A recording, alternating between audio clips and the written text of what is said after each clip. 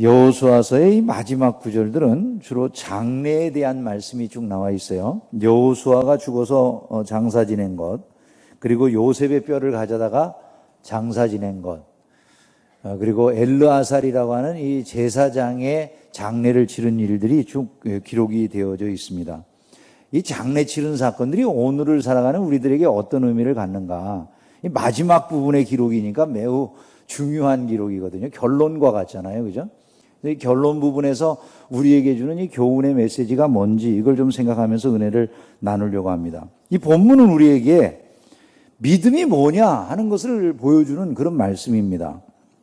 세 사람을 보면은 이 세 사람의 인생이라고 하는 건 참 다양하죠. 모두가 다 각자 다른 인생을 살아요. 우리가 지난주에 여호수아에 대해서 생각해 봤지만 여호수아는 모세 앞에서 모세의 시종을 들던 그런 사람으로 시작을 해가지고 아주 위대한 자의 삶을 옆에서 보고 배운 사람이에요. 어떻게 보면은 굉장히 럭키한 그런 인물이죠, 삶이. 처음부터 굉장한 인물 곁에서 굉장한 인생을 목도하면서 살았고 자기 인생 또한 굉장히 영웅적이에요, 이 사람은. 그래서 가나안 정복 전쟁의 영웅이 돼가지고 그야말로 마지막까지 지도력을 행사하다가 세상을 떠나간 영웅적인 삶을 산 사람이다, 이렇게 말을 할 수 있을 것 같아요. 요셉의 인생은 어떻습니까, 여러분? 요셉은 굉장히 파란만장하죠, 그죠? 아버지 곁에서 채색 옷을 입고 사랑받던 그런 아들이었던 요셉이 형제들, 이복 형제들의 미움을 받고 결국 그 형제들에 의해서 노예로 팔려가서 애굽에서 아주 치열한 그런 삶을 사는데 노예의 삶도 좀 어느 정도 나아질만 하니까 또 주인집 부인을 겁탈하려고 했다는 죄목을 쓰고서 이제 옥에 갇히고 큰 지하옥에 갇혀가지고 쇠고랑에 묶여있는 이런 삶을 얼마까지 살아야 될지 모르는 그런 그 앞이 보이지 않는 그런 어두움의 한가운데 처해 있다가 조금 삶이 나아져서 옥에서도 좀 자유롭게 활동하면서 남을 섬기는 그런 일을 겨우겨우 하다가 나중에는 그 상황을 이제 뚫고 나와서 세상에 애굽의 총리가 되는 기가 막힌 인생 역전을 경험하잖아요. 그리고 또 자기 형제들이 그 땅에 살던 땅에 기근이 들어가지고 그 요셉을 찾아 내려왔는데 요셉이 그들을 용서해주고 화해하고 말이죠. 그렇게 모든 삶이 정리되는 이런 기가 막힌 일들이 일어난 사람, 이게 요셉의 모습인 것을 우리가 알게 됩니다. 그 요셉이 죽을 때 이런 말을 해요. 하나님이 반드시 우리 이스라엘 백성들 다 가나안으로 돌아가게 할 텐데 당신들이 여기서 올라갈 때 내 해골을 메고서 올라가겠다고 약속을 하라고 이렇게 부탁을 하는 거예요. 다 올라가게 되는 날이 온다. 이스라엘 백성들이 전부 다 가나안으로 귀환하게 되는 그런 날이 오게 되는데 그때 여기서 내 해골을 메고 올라가겠다고 약속하라고 죽을 때 아주 매우 독특한 부탁을 하는 거예요. 이 결국 어떻게 됐을까요? 사람들이 그를 땅에 묻지 않고 입관만 해놨어요. 창세기 50장 26절에 보면 요셉이 110세의 죽음에 그들이 그의 몸에 향재료를 넣고 애굽에서 입관하였더라. 매장을 한 게 아니고 장례를 치른 게 아니라 입관만 해놓았어요. 그리고 수백 년이 지나갔어요. 예? 관에 모셔놓은 채로 수백 년이 지나갔어요. 그러다가 마침내 모세와 함께 이스라엘이 출애굽할 시기가 된 겁니다. 사람들이 어떻게 합니까? 그의 관을 메고 나옵니다. 아직까지도 이 사람은 땅의 장례가 못 치러진 상태예요. 참 파란만장하죠, 그죠? 그저 관을 떼고 메온 사람들이 40년 동안 광야를 떠도는 동안에 그의 관을 계속해서 운반하고 다닌 거예요. 40년 광야 생활 동안. 그리고 마침내 이 여호수아 시절에 가나안 정복 전쟁이 완수되고 그제서야 그 땅에 장례가 치루어졌다. 매우 짧은 구절인데 지금 이 말씀이 그런 이야기인 것입니다. 파란만장한 수백 년을 거쳐가지고 마침내 자기가 장사 지내줘야 될 땅을 얻은 그런 사람의 이야기가 여기 나와 있는 거예요.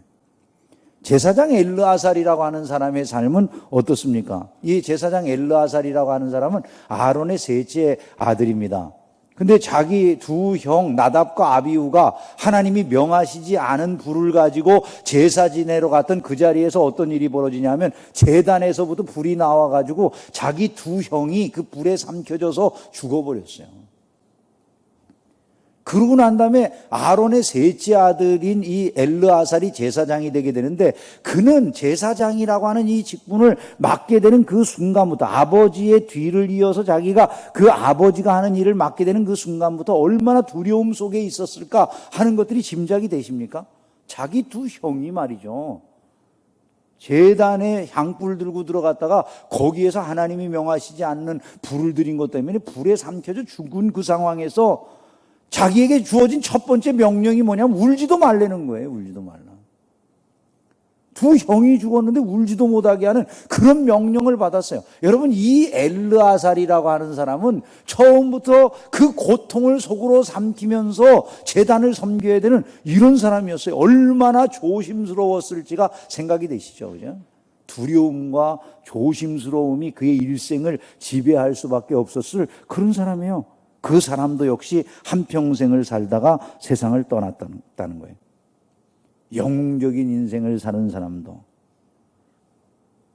아주 파란만장한 그런 인생을 사는 사람도, 슬픔과 두려움 속에 조심조심 한 걸음 한 걸음을 마치 살얼음판을 걷듯이 살았던 한 사람도 다 그 삶이 지나가고 다들 땅에 묻혔다. 지금 그 얘기를 하는 겁니다. 여러분, 이게 무슨 얘기일까요? 이들이 굉장히 다양한 인생을 살았어요. 그죠? 굉장히 다양한 인생을 살았는데 공통점이 있었다는 것입니다. 공통점이 있었다는. 그 공통점이 뭐냐면 가나안에 이들이 묻혔다는 거예요. 여러분, 가나안. 그럼 뭐를 의미하냐면 이들이 그동안 바라보고 살아온, 목적하고 살아온 곳이 가나안이요. 그들이 끊임없이 달려온 곳이 가나안이었다. 매일매일 도달할 것을 확신하며 살아온 그 땅에 이들이 마침내 묻혔다라고 하는 것을 말씀하고 있는 것입니다. 믿음의 삶이 무엇인가 이 속에 드러나 있어요. 여러분, 이것은요, 이 세 사람만의 이야기가 아닌 거예요. 모든 가나안에 도달한 이스라엘의 이야기였음을 믿으시기를 주님의 이름으로 축원합니다.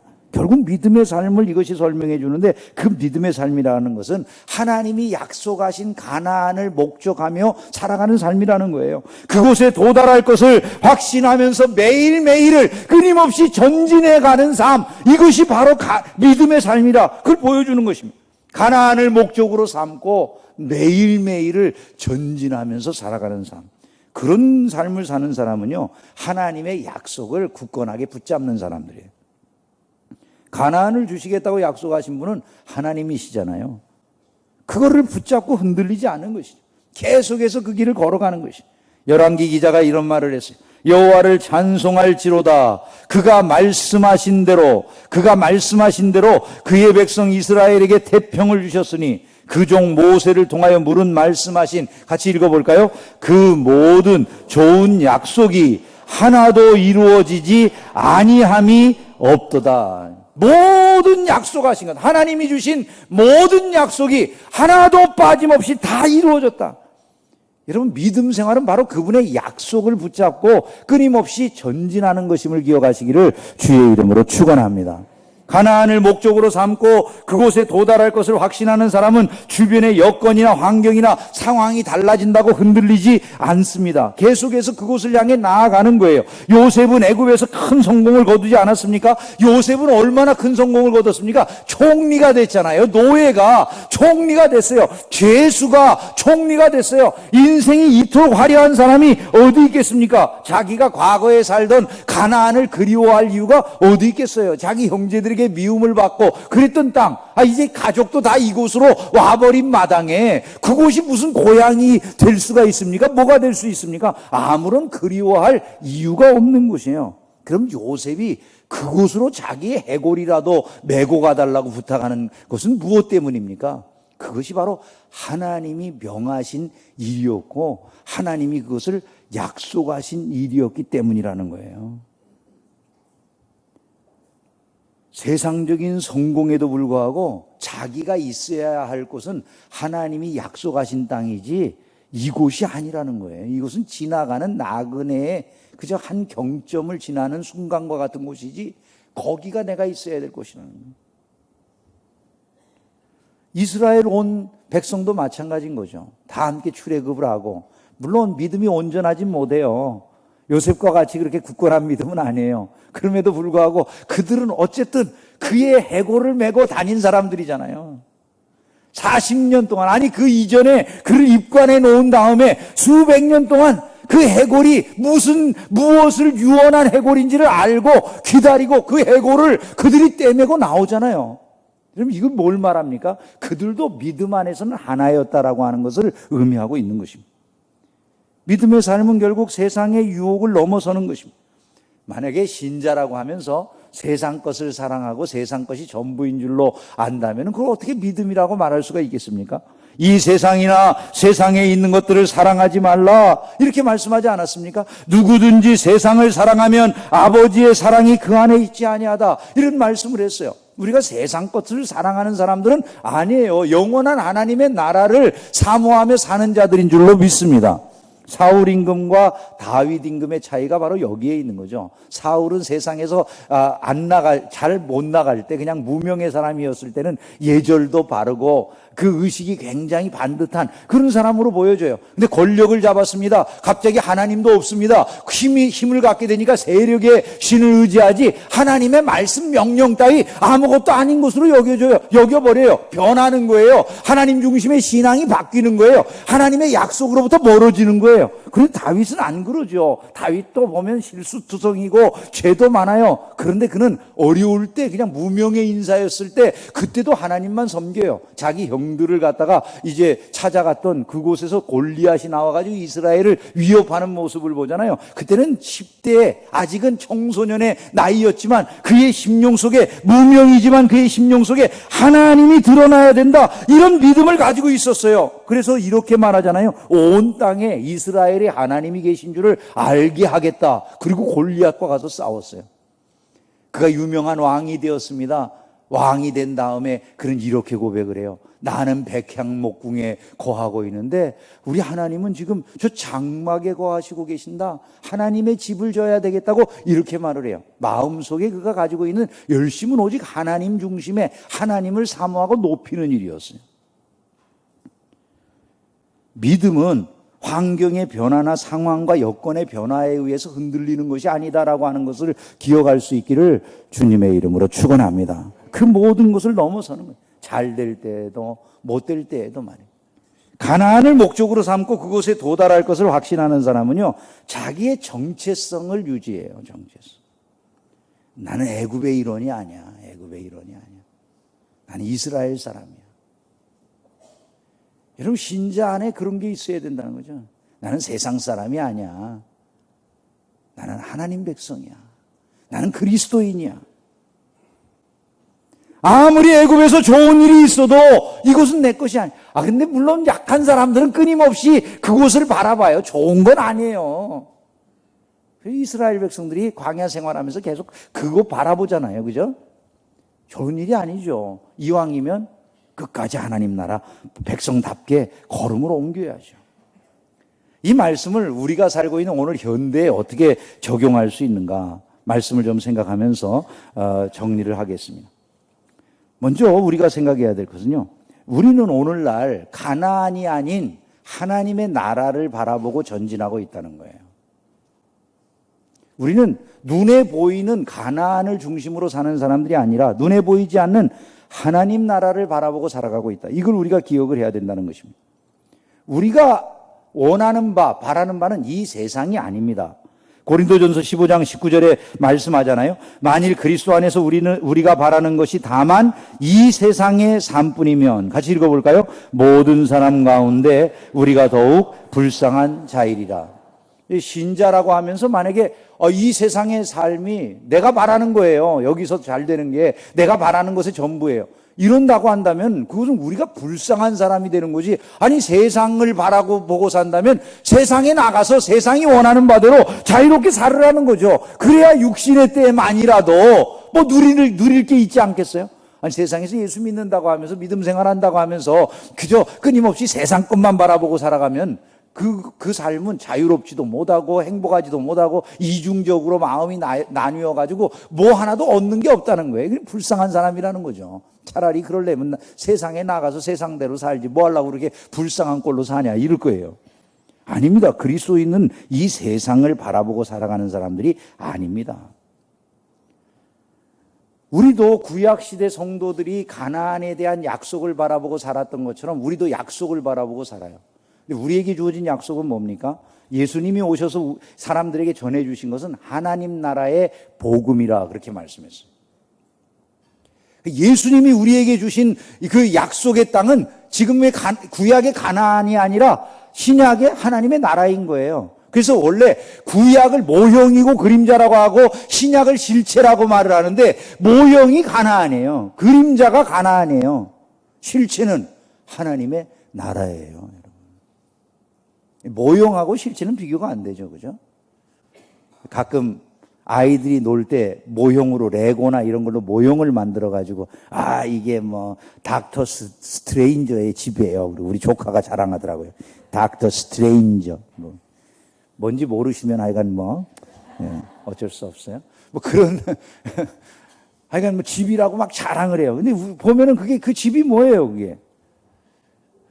우습기 짝이 없는 거죠. 그죠? 그러니까 우리가 하나님의 나라를 실체라고 그러고 여기에 있는 걸 모형이고 그림자라고 하는 것은 그런 개념을 가지고 들어야 될 말이라고 하는 거예요. 가나안이라고 하는 것은 그건 그냥 하나의 모형인 거예요. 구약의 성도들을 통해서 신약의 성도들이 마침내 들어가게 될 뿐만 아니라 그건 구약 성도들도 마지막에 함께 소유하게 될 곳인데 모형이 아니라 실체를 소유하는 거예요. 그 실체가 뭐라는 겁니까? 하나님의 나라라는 거예요. 믿는 자들이 그 나라에 들어간다고 그럽니다. 물과 성령으로 거듭난 사람들이 들어간다고 그럽니다. 그 나라에 들어가는 것을 얼마나 소중하게 여겨야 되는지, 내 손이 너를 범죄하게 하거든 찍어버리라, 내 발이 너를 범죄하게 하거든 찍어버리라, 내 눈이 너를 범죄하거든 빼버리라, 이렇게 말을 하면서 그 나라를 사모하면서 살아야 된다는 것을 주님이 우리에게 교훈해 주신 거예요. 신자라면 바로 그 나라를 바라보고 사는 자들이 되어야 된다는 것을 잊지 않기를 주의 이름으로 축원합니다. 무엇보다도 그 나라를 소중하게 알아야 돼. 소중하게. 우리에게는 천국이 제일 중요한 보화라고 성경에 말씀을 했어요. 천국은 마치 밭에 감추인 보화와 같다. 천국은 마치 좋은 진주를 구하는 장사와 같다. 그러니 그것을 만약에 진짜 보화라고 생각한다면 세상의 모든 것들, 그 부유함이든 명예든 이익이든 각종 쾌락이든 다 정리하고 그것을 살만하지 않겠느냐, 이걸 말씀하는 거예요. 성도들은 그렇게 살지 않았습니까, 여러분? 마지막으로 한 가지 더 말씀을 드리면, 우리는요, 이 세상 살아가면서 그리스도인이라 하는 우리의 정체성을 잃으면 안 되겠다는 거예요. 그리스도인이라고 하는 그리스도인으로서의 삶을 위해 시간이나 재산이나 재능을 드릴 수 있겠는가? 그리스도를 위해서 사는 것을 내 삶으로, 사업으로, 취미로, 빵으로, 고기로 여기고 살 수 있겠는가? 그리스도를 애인이나 아내를 사랑하는 것 이상으로 사랑할 수 있겠는가? 낮에는 그리스도를 위해서 일하고 밤에는 그리스도를 꿈꿀 수 있겠는가? 심지어는 그리스도를 위해 옥에 갇히고 사형대에 갈 수 있겠는가? 여러분, 하나님 나라의 영광이 우리의 것임을 믿으시기를 주의 이름으로 축원합니다. 그걸 바라보고 전진하는 거예요. 전진하는 거예요. 약속의 날이 이루어지는 날이 오는 것이죠. 이분들이 다 세상을 떠났어요. 여호수아도 세상을 떠났고, 요셉도, 엘르아살도 세상을 떠났어요. 다양한 인생을 살았어요. 어떤 사람은 영웅적으로 일평생을 살았어요. 어떤 사람은 파랑만장한 인생을 살았어요. 어떤 사람은 너무나 조심조심하게 살았어요. 어떤 사람들은 그저 그들을 추종하면서 믿음 겨우겨우 지키면서 산 것 같아요. 그런데 마음은 하나예요. 한 곳을 향해 나가는 거예요. 가나안을 바라보면서 나가는 거예요. 약속의 말씀 의지하고 나아가는 거예요. 이게 신앙생활이에요. 우리는 하나님의 나라를 목표하고 살아가는 자들이에요. 세속주의는 우리의 믿음을 흔들어요. 네? 막연하게 세속주의의 사람들이 흥미를 느껴가지고 그것을 좋아하는데요. 그렇게 살면 행복할 것 같은데 거기에 세속주의에는요, 희망이 없어요. 그게 성경의 진단이에요. 성경은 세속주의의 끝이 얼마나 소망이 없는가를 한마디로 이렇게 말을 해요. 형제들아, 자는 자들에 관하여는 너희가 알지 못함을 우리가 원하지 아니하노니 이는 소망 없는 다른 이와 같이 슬퍼하지 않게 하려 함이라. 세속주의의 끝은 뭐라는 겁니까? 소망 없음이라는 거예요. 사람들이 세속적으로 계속해서 살아가려고 하는 이유가 뭐냐? 어떤 분이 이렇게 말을 했더라고요. 아니, 죽는다는 게, 사람의 목숨이 끝난다는 게 눈에 보이는데도 불구하고 사람들이 다들 계속해서 세속적인 삶을 살아갈 수 있는 이유가 어디 있는가? 다른 데 있는 게 아니라는 거예요. 내일도 오늘처럼 일어나서 활동할 수 있을 것이라는 막연한 희망이 있어서 그런다는 거예요. 그러나 여러분, 내일도 오늘처럼 일어난다라고 하는 그것이 어디에서 보장이 될 수 있습니까? 아무 데서도 보장이 될 수 있는 것은 없는 것입니다. 오직 하나님의 백성들, 그들만이 본향에 도달함을 믿으시기를 주의 이름으로 축원합니다. 데살로니가 전서 5장 9절은 하나님이 우리를 세우심은 노하심에 이르게 하심이 아니요 오직 우리 주 예수 그리스도로 말미암아 구원을 받게 하심이라. 그리하여 우리가 깨어있든지 자든지 자기와 함께 살게 하려 하셨느니라고 말씀했어요. 우리는 주와 함께 영원히 같이 있을 것입니다. 그것을 고대하며 믿음으로 끝까지 전진하는 복된 신자들이 다 되시기를 주의 이름으로 축원합니다. 기도하겠습니다.